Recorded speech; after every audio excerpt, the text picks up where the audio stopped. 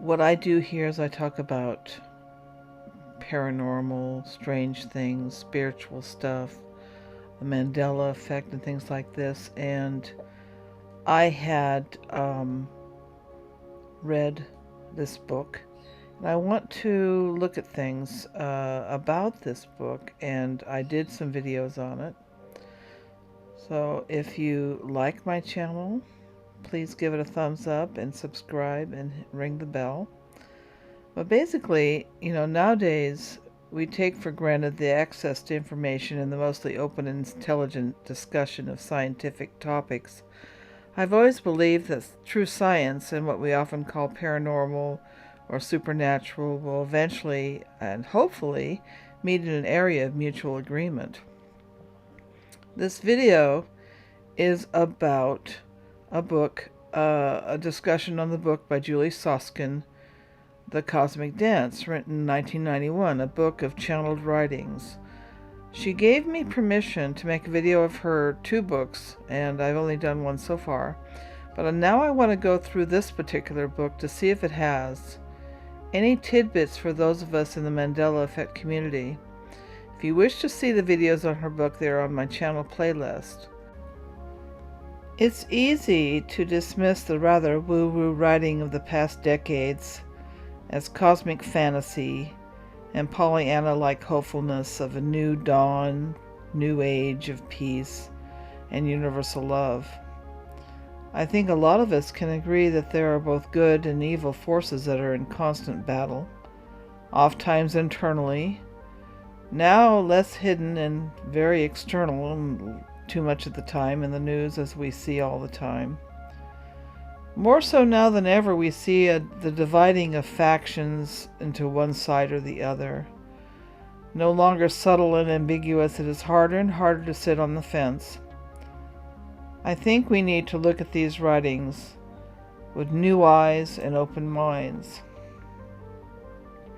An excerpt of the poem at the beginning says, "A new sun will climb on the horizon, a sun of pure white light, and as the poles meet, all colors, all experiences will finally be a conscious unity of the whole."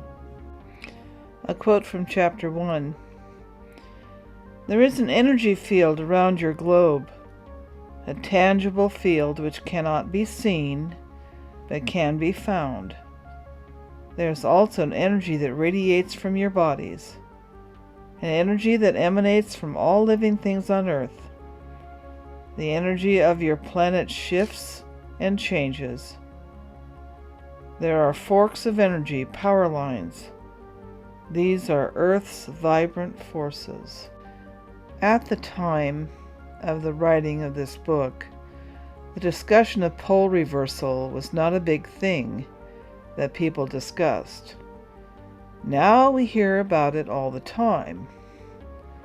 It's called Geomagnetic Reversal. Let's talk about this a bit.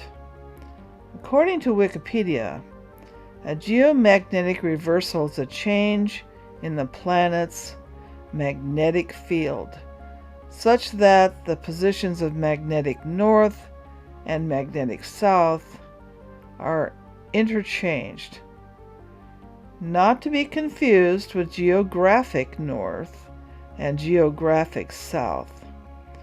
The Earth's field has alternated between periods of normal polarity, in which the predominant direction of the field was the same as the present direction, and reverse polarity, which is the opposite. These periods are called crons. These reversal occurrences are statistically random. I really did not know what the ramifications of this meant, or if it had any effect on the Earth or the life on it. One can look at our existence in a purely scientific way, but that surely does not explain a lot of things some of us have experienced. As per my personal videos in the past, I can attest that things are not always as they seem, and our subjective experience can be at direct odds to the conventional thinking. There have been 183 geomagnetic reversals over the last 83 million years. The latest reversal occurred 780,000 years ago, with wildly varying estimates of how quickly it happened. The discovery of all this was tied to geologist Bernard Brun, or Brun, depending on how you pronounce it, noticing some volcanic rocks were magnetized in opposite direction from the local Earth's field. Antoine-Joseph Bernard Brun was a French geophysicist known for his pioneering work in paleomagnetism, in particular his 1906 discovery of geomagnetic reversal. The Brun-Matuyama reversal is named for him, while past reversals have been recorded in deposits of minerals containing iron. The causes of this are supposed to stem from the Earth's molten core, which generates electric currents, which in turn give rise to magnetic fields. Shortly after the first geomagnetic polarity timescales were produced, scientists began exploring the possibility that reversals could be linked to extinctions. Most such proposals rest on the assumption that the Earth's magnetic field would be much weaker during reversals. Possibly, the first such hypothesis was that high-energy particles trapped in the Van Allen radiation belt could be liberated and bombard the Earth. Well, there's a little background. Let's talk about the more spiritual aspects of this topic that have come to be popular these days. I have been seeing more and more discussion on the Schumann Resonance, and that shift in consciousness is tied to geomagnetic pole reversal. According to Simone Matthews at UniversalLifeTools.com, which the link to is in the description, and I highly recommend you read it. She's done a great job. They say our Earth is encapsulated by an electromagnetic field known as a toroidal or toric field. The center Earth's torus is anchored deep within the crystalline iron core of Earth. Considered the heart of Earth, the Earth gateway, or 0 point. Energy then emanates through Earth's torus in Fibonacci spiral formations around/through the Earth, returning once more into the Earth's heart.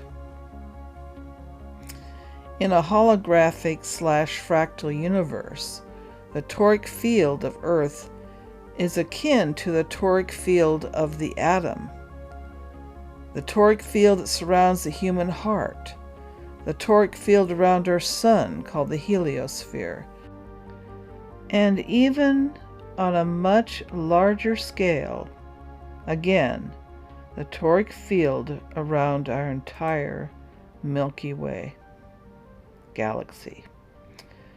The magnetic component of Earth's torus gives Earth her magnetic north and south poles. The electrical component is measured in hertz and is referred to Earth's heartbeat.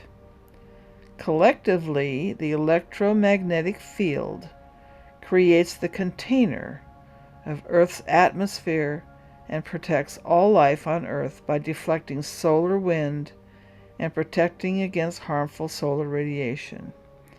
In addition, the toric field resonance is the container of the consciousness of the planet. Okay. On the website, the discussion then flows into what is called the Earth's heartbeat, the Schumann Resonance. This is the electrical component of the Earth. It is the wave frequency between the Earth's surface and the ionosphere, and is generated and excited by lightning. Just as a side discussion, we've seen some pretty strange changes in how lightning presents itself on the planet. We'll do that some other time. That's a whole nother topic. The resting heartbeat of the Earth is 7.53 hertz. I know a lot of us keep an eye on this resonance and have noticed when we have a Mandela Effect shift that this scale can show some correlation. Does this mean any kind of causation? I do not know. I'm aware of, how it affects me personally, but I am not aware of any studies that would take our subjective experience and try to test it. According to Simone Matthews, the Schumann Resonance has been steady for thousands of years, but since the 60s, it has been steadily on the rise. The site also discussed why this has happened. Our sun's heliosphere entered into the photon band of the Pleiades in the 60s. According to the website, small changes in this heartbeat create huge changes in biological life on Earth. Also is mentioned that Earth's resonance is affecting time to be a 16-hour day at times, not consistently, but in fits and starts, I assume. So our feeling that time is speeding up might have some credence. I mean, we've all noticed this, that the days seem to go by awfully quick, the seconds aren't quite as long as they used to be, etc. Also mentioned is why Earth's heartbeat is gradually increasing. Could humanity's individual and collective spiritual growth be a part of it? Could world events influence it? So let's look at the Mandela Effect now. Timeline change. Can all this be related to this? Could our Earth itself be shifting and taking some of us with it? Is this a holographic world based on energy and magnetics? Do those of us who seem to shift or notice the shifts have some kind of magnetic memory in our energy body that causes us to be carried along this movement? Is it a spiritual journey, a physical one, or some whole new thing we haven't figured out yet? Is there an intelligence behind it? Is it some cosmic powerful thought form guiding it all? Or are we the cause? Is it a glitch in the matrix? Is that black cat crossing the threshold of the doorway multiple times? Or are we the ones glitching? Is the cat seeing us and wondering, is that a ghost? Thank you for watching, and don't forget to like, subscribe, and ring the bell. And I'll be going through this book about Mandela Effects one video at a time. Thank you for watching. Keep looking. Keep asking questions.